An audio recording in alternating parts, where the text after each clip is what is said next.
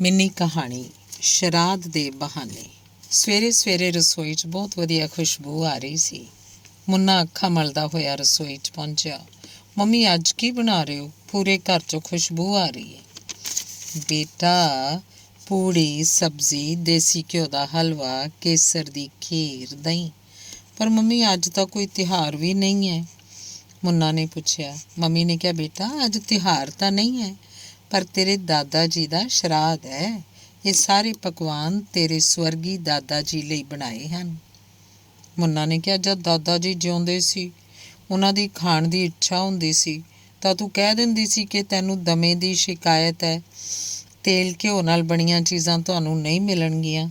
ਇਹ ਸੁਣ ਮੰਮੀ ਦੀਆਂ ਅੱਖਾਂ ਭਰ ਆਈਆਂ ਅਤੇ ਉਹ ਮੁੰਨਾ ਦੇ ਸਿਰ 'ਤੇ ਹੱਥ ਰੱਖ ਕੇ ਬੋਲੀ, ਇਹ ਸਭ ਤਾਂ ਉਹਨਾਂ ਦੀ ਸਿਹਤ ਲਈ ਕਹਿਣਾ ਪੈਂਦਾ ਸੀ। ਹੁਣ ਉਹ ਨਹੀਂ ਰਹੇ ਤਾਂ ਉਹਨਾਂ ਦੀ ਇੱਛਾ ਸ਼ਰਾਧ ਦੇ ਬਹਾਨੇ ਹੀ ਪੂਰੀ ਕਰਦੀ ਹਾਂ। ਧੰਨਵਾਦ।